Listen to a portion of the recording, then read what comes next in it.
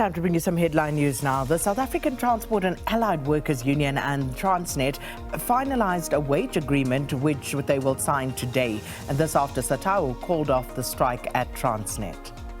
SATAWU says that its members will start to report to work today, effectively ending the 12-day strike, which had constrained commodity exports and hampered the economy.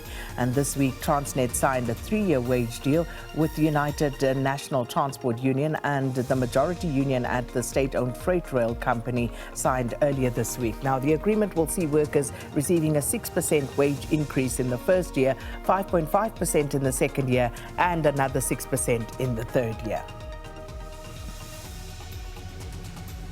A suspected kingpin linked to a syndicate that allegedly targets Transnet Petrol for self-enrichment will be appearing in the Witbank Magistrate's court today on charges of damage to essential property infrastructure, possession of suspected stolen fuel and theft.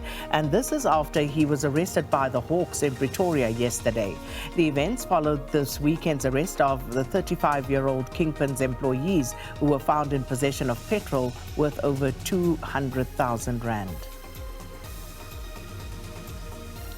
And the independent panel of legal experts appointed to assess whether there is sufficient grounds for the National Assembly to impeach President Cyril Ramaphosa over the Phala Phala debacle has a month to conclude its work before making recommendations to the National Assembly. It began working yesterday.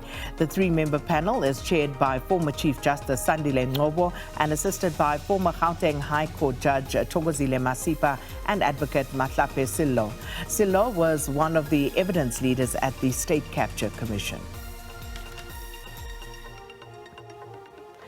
The global retailer Steinhoff's former chair and investor, Christo Wiese, has described the company's former CEO Markus Jooste's conduct as complex. The Reserve Bank has attached over R1 billion worth of assets linked to Jooste. And this was after the High Court in the Western Cape granted the bank an attachment application to attach all assets linked to Jooste. Wiese lost billions of rands due to the Steinhoff accounting irregularities that Jooste had allegedly orchestrated. Now, the attachment is linked to Jooste's contravention of the exchange control regulations, and observers from different quarters of society have called for Jooste's prosecution. Pietermaritzburg High Court Judge Piet Koen has postponed former President Jacob Zuma's arms deal corruption trial until the 30th of January 2023. Zuma and French arms company Thales are charged with fraud and corruption in relation to a multi-billion rand arms deal dating back to the 1990s. Last week, Zuma filed an application in the Constitutional Court appealing Judge Koen's dismissal of his special plea. On Monday, the state argued that the criminal trial should proceed despite Zuma's objection to lead prosecutor advocate Billy Downer's involvement in the trial.